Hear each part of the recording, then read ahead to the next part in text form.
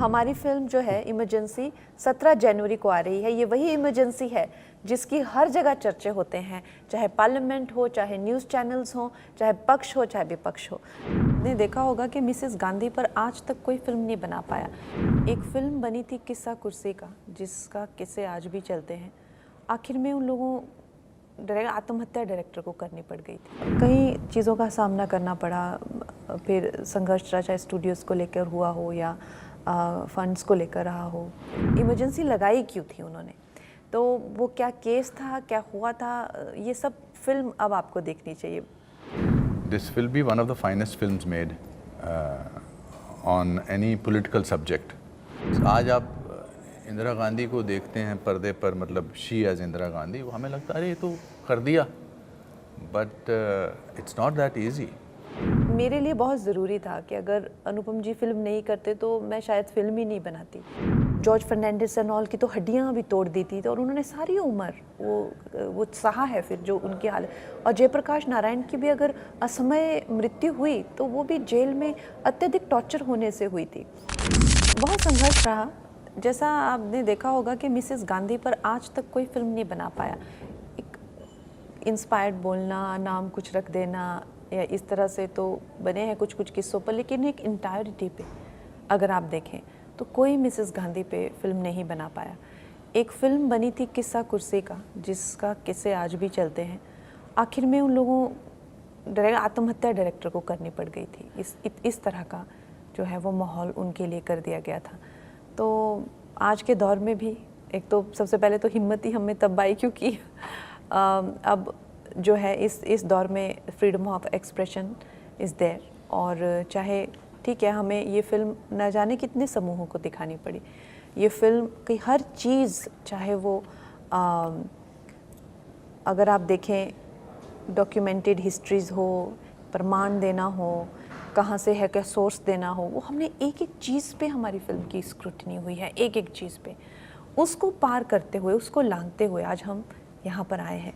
तो we have lot of faith in our constitution, country और censor board, जिन्होंने आज हमें अलाउ किया है। And we are very happy and very eager to show the film to the world.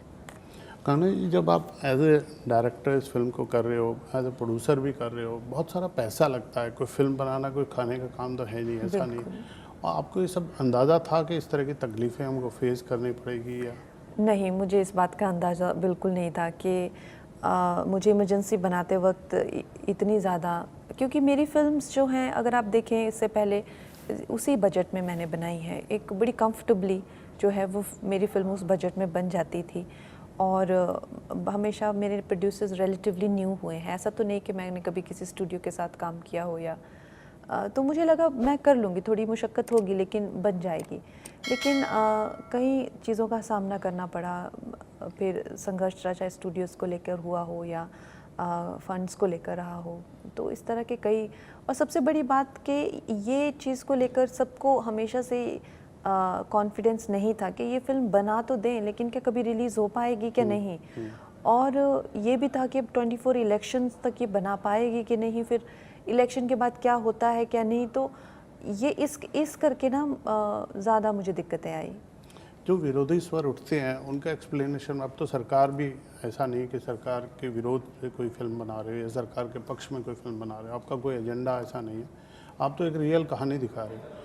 आपकी film में एक ट्रेलर में हमने देखा डायलॉग है, राष्ट्रपति जी उसका विरोध कर रहे हैं, तो राष्ट्रपति जी को भी चैलेंज किया था ये रिसर्च टीम ने रियल। हाँ बिल्कुल बिल्कुल। मतलब वो एक इंसान की जिद थी, इमरजेंसी एक प्रधानमंत्री की जिद थी या पर्सनल एक एजेंडा था, क्या था? थोड़ा सा जो ट्रेलर में दिख रहा मैं फिल्म एक्सप्लोर उस ये सब चीज़ें तो आप, मुझे लगता है फिल्म के लिए छोड़ देनी चाहिए आपको फिल्म देखनी चाहिए।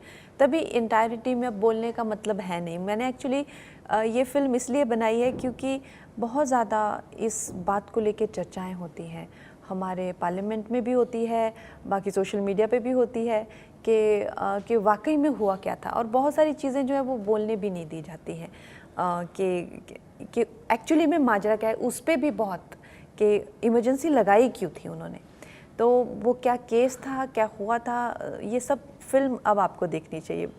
खेर साहब, आपसे भी मैं पूछना चाहूँगा, आप इसमें फिल्म में जयप्रकाश नारायण की भूमिका में हैं, कितना पढ़ा आपने जेपी को इस फिल्म को करने से पहले, या क्या? मैं तो उस दौर से हूँ जिस दौर में मैं नेशनल स्कूल ऑफ ड्रामा में था, जब 1975 में इमरजेंसी लगी थी।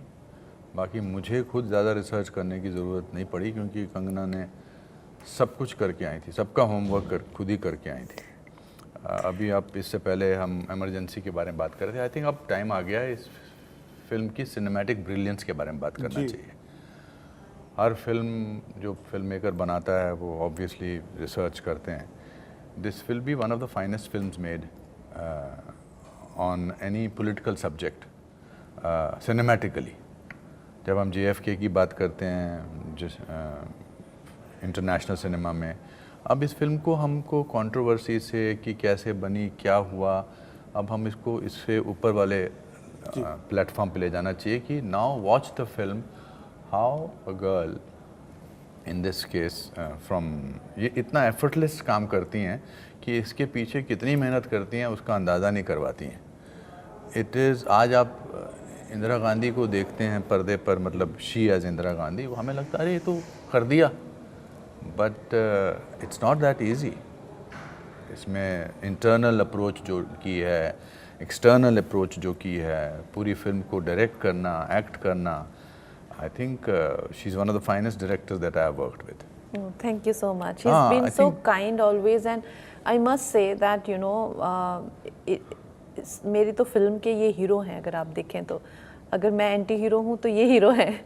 तो मेरे लिए बहुत ज़रूरी था कि अगर अनुपम जी फिल्म नहीं करते तो मैं शायद फिल्म ही नहीं बनाती, क्योंकि to have his personality on screen and इनका जो फेस है, इनके फेस पे जो एक ऑनेस्टी है, जो ईमानदारी है, आप भी खुद समझेंगे कि अगर इस वक्त पे अगर ये नहीं तो कौन जयप्रकाश नारायण जी बन सकते हैं। इतने वो बड़े किरदार हैं और पॉलिटिक्स में सब उनको जानते हैं, लेकिन उनको भी जो है वो एक गुमनामी के अंधेरे में धकेल दिया गया। कोई उनका अंश बाहर नहीं आने दिया, कोई जैसे और नेताओं के साथ में किया। तो ये चीज़ भी इमरजेंसी से हमें पता चलती है कि कैसे कैसे दिग्गज नेता हुए जिनका आज हम नाम तक नहीं जानते हैं। और वो हमारे हीरो थे। मैं तो स्टूडेंट था, ड्रामा स्कूल का स्टूडेंट था, हालांकि he became the new hero of the youth of that time, who represented honesty, a certain amount of class, a certain amount of जद्दोजहद को कैसे उन्होंने वो रिप्रेजेंट किया है। और जो साहब, आपकी फिल्म में एक बहुत इंटरेस्टिंग लाइन है, जयप्रकाश नारायण जी जेल में हैं, उन्हें भी पता है उनको जेल में किसने डाला, पूरे विपक्ष को इंदिरा गांधी ने जेल में डाला, और वो चिट्ठी लिख रहे हैं उनको। जी, ये डेमोक्रेसी की कितनी खूबसूरती उस वक्त हुआ करती थी। जी, अभी तो सब धरना प्रदर्शन चल रहा है या क्या है, इसके बारे में क्या सोच रहती थी? I think dignity was a very important उस समय। जिस डिग्निटी से जयप्रकाश नारायण जी ने इसको पूरे मुद्दे को उठाया था, या आई थिंक वो उनकी खुद की क्लास बताती थी।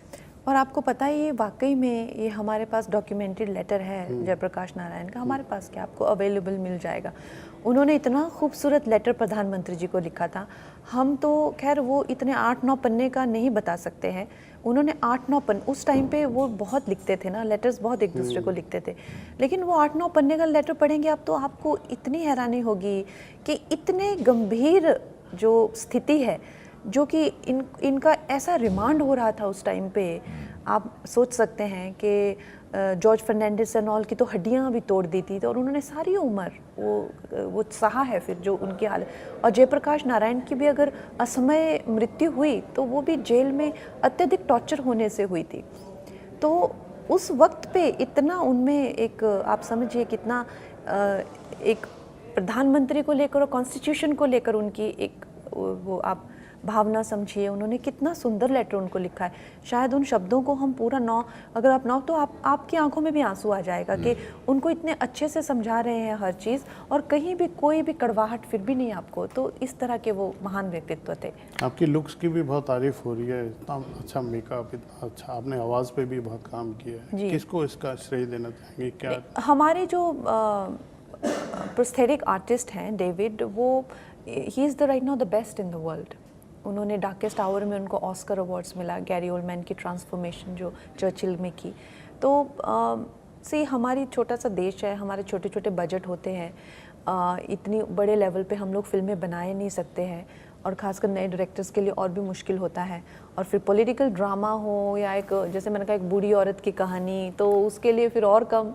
लेकिन आई वुड से कि हमने किसी भी डिपार्टमेंट में कोई भी कसर नहीं छोड़ी है। दिस इज़, चाहे वो फोटोग्राफी हो, चाहे वो छोटी से छोटी चीज़ में, मतलब I have really got the best in the world for everything. चलिए, जो आपके फैंस ने इतना इंतज़ार किया, आप खुद बता दीजिए कब आ रही है फिल्म अभी फाइनली, और क्यों देखने जाएं? हमारी फिल्म जो है इमरजेंसी 17 जनवरी को आ रही है। ये वही इमरजेंसी है जिसकी हर जगह चर्चे होते हैं, चाहे पार्लियामेंट हो, चाहे न्यूज़ चैनल्स हो, चाहे पक्ष हो, चाहे विपक्ष हो। तो ये क्या माजरा था और क्या हुआ था और क्यों हुआ था और उसके बाद क्या हुआ, ये जानने के लिए 17 जनवरी को अपने परिवार के साथ जाएं। और 26 जनवरी के ही पहले का वीकेंड है, तो देश प्रेम की भावना को से भी आप ओतप्रोत हो जाएंगे जब ये फिल्म देखेंगे। केशव, आप भी धन्यवाद। नहीं, मेरे हिसाब से ये ऐतिहासिक रूप से तो बहुत इम्पोर्टेंट फिल्म है ही, लेकिन सिनेमैटिक पॉइंट ऑफ व्यू से भी ये बहुत इम्पोर्टेंट फिल्म है।